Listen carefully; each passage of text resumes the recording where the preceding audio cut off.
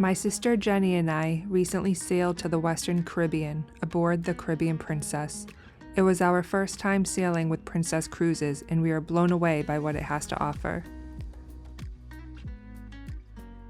The ship has 19 decks and 1,556 guest cabins.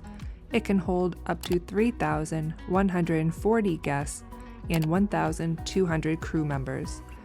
The ship has a lot to offer, from its putting green, relaxation at the spa, trying your luck at the casino, and catching a performance in its theater. It has an array of dining options to choose from, ranging from something casual like a slice of pizza to a fine dining restaurant. With everything the Caribbean Princess has to offer, there's no doubt you'll always be satisfied. We'll start this tour from the lowest deck and work our way up.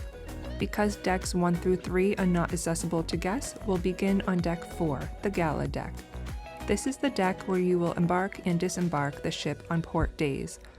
Also on this deck, and more importantly, is the medical center. You can take either the elevators or the stairs mid-ship. Hopefully you won't need to visit the medical center, but it's important to know where it is located. Unfortunately, Jenny and I had to visit the medical center on 2 separate occasions. If you want to hear that story, you can watch my cruise vlog linked down below. Otherwise, the medical center was clean and the staff was very kind and knowledgeable. Next is the Plaza deck on deck 5. This deck has both interior and exterior staterooms. It also has many public areas throughout. Midship, you have the island dining room. This is complimentary dining. They have 2 seatings for dinner, the first at 5 p.m. and the second at 7:30 p.m.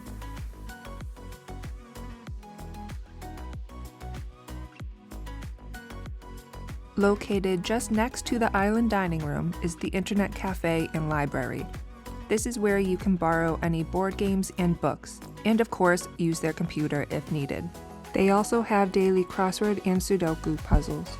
The Piazza is in the center and can be accessed from decks 5, 6, and 7. Surrounding it, you will find some shops and a couple of bars or lounges.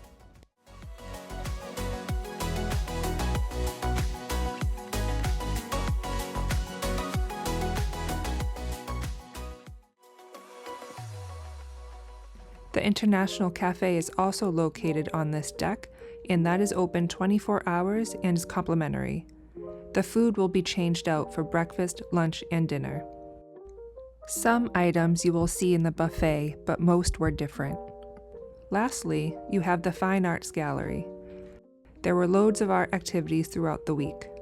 There was an art scavenger hunt on day 1, then there were many art informational sessions, raffles, and auctions throughout the rest of the week.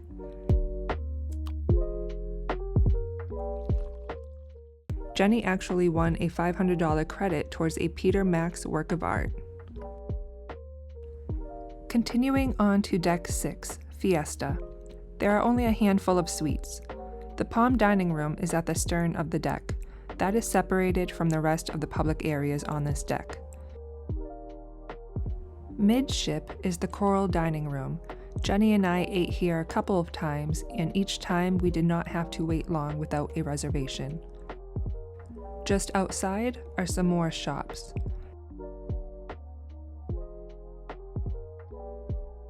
And just ahead will be the guest services desk. Any questions you may have or any charges you need to rectify, they will be able to assist you here. Just behind them, on the other side of the wall, is the Shore Excursions desk. If you want to book an excursion while on board, you can do so here, or book it yourself through the app if you have Wi-Fi. The hallways on both sides of the ship on this deck lead to the lower level of the Princess Theater. Located in the same area is the Crown Grill. This is one of the specialty restaurants, and dining is not complimentary and will cost extra.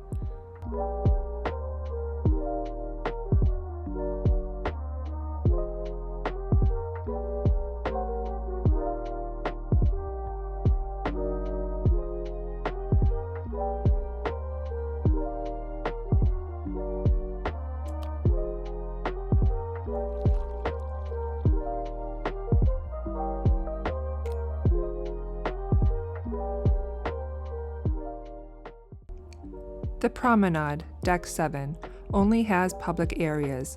There are no staterooms on this level. Starting at the aft, you have Club Fusion. This is one area where Jenny and I frequented most. They have many activities in this room, ranging from dance classes to bingo to a silent disco, which was so much fun, by the way.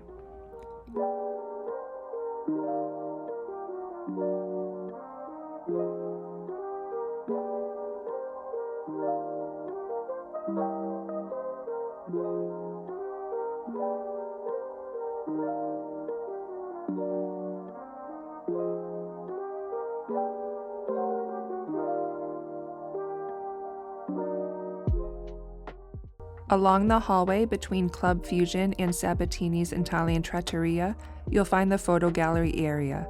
If you partake in formal photos during the week, then this is where you can view and purchase them. Sabatini's restaurant is considered a specialty restaurant and is not complimentary.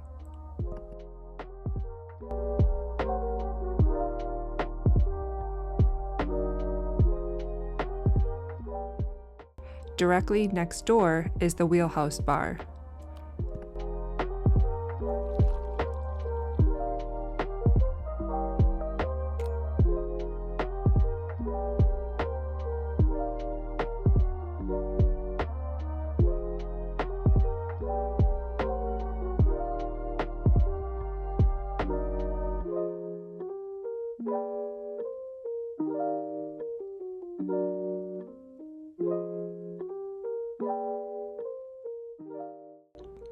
Midship is the Explorer's Lounge.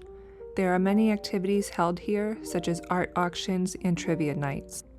The deck then opens up to more shops and to Crooner's Bar.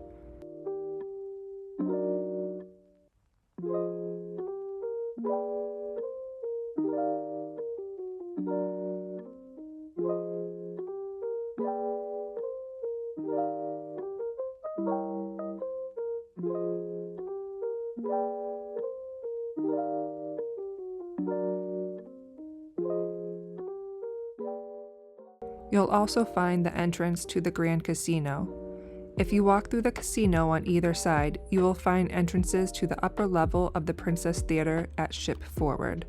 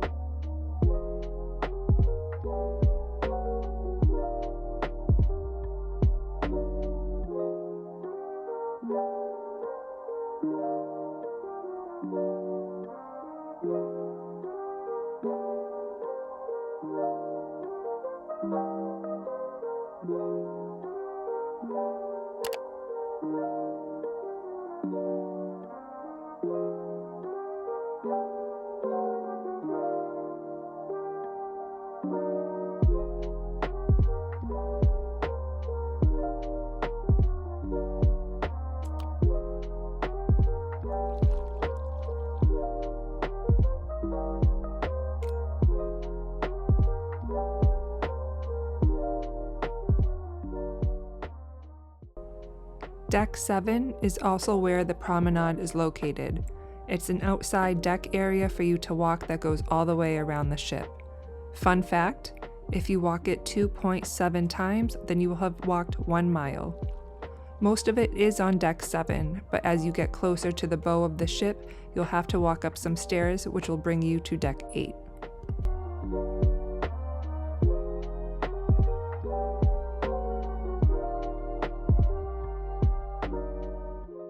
Deck 8 is the Emerald Deck.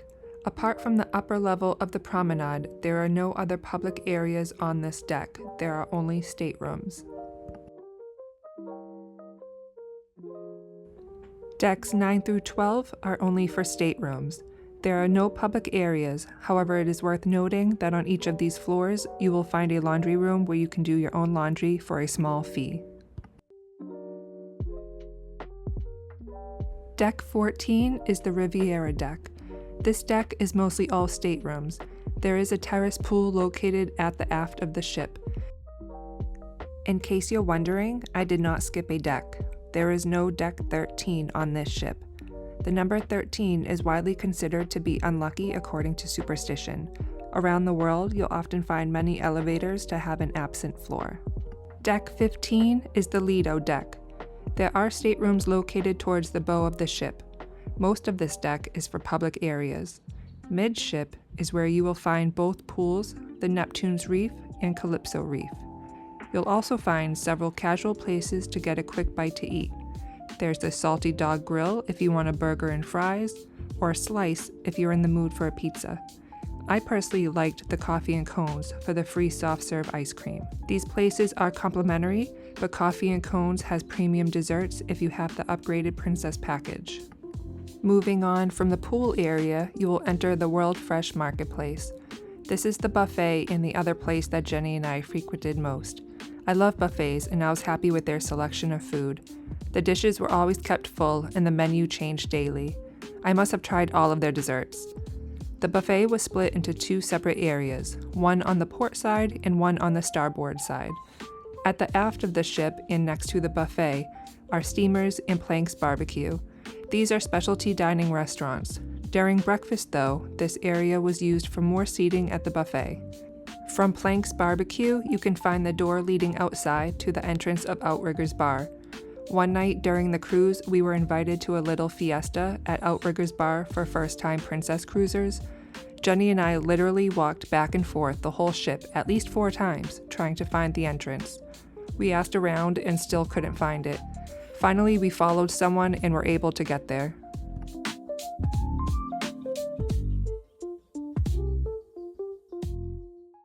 Deck 16, the Sun Deck, does not have any staterooms. The aft of the ship is dedicated for the kids' play area. Midship is the open area for lounging. Heading towards the bow of the ship, you have Tradewinds Bar and Lotus Pool. This pool area was never crowded, and it's because most of the people think it's strictly for spa guests, however, it's for any adult to use. Indoors, you will find the wedding chapel. And located right beside one another is the spa, salon, and fitness center.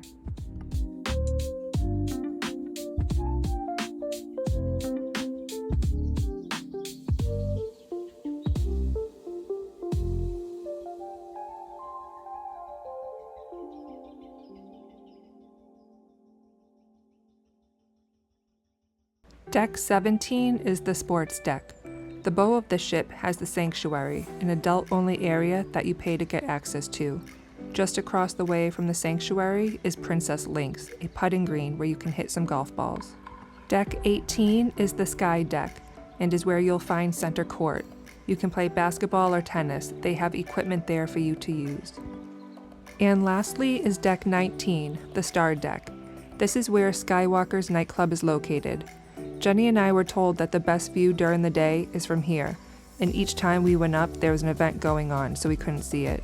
We did go at night though, however you couldn't see much of a view with all of the lights glaring in the windows. It's pretty cool that there's this moving walkway that brings you to the entrance.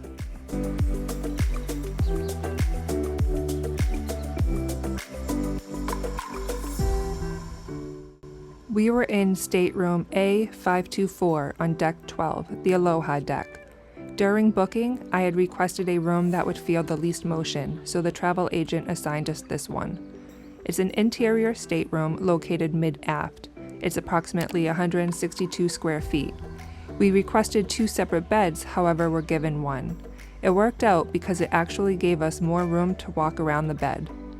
There are 3 outlets in total, 1 in the bathroom and 2 in the bedroom, one located at the desk and the other just behind the TV. Upon entering the room, there's a large closet to the right.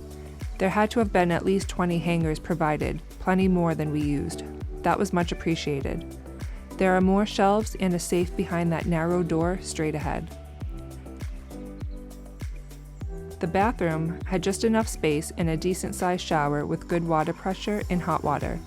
I appreciated the large-sized toiletries that were provided. The room wasn't anything fancy, but it was spacious enough and the bed was very comfortable.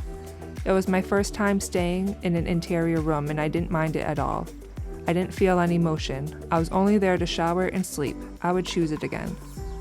That is it for this ship tour. I hope you all found it useful. If you enjoyed it, please hit the like button and consider subscribing for more travel content. Videos from this cruise and its port days are linked below. Cheers!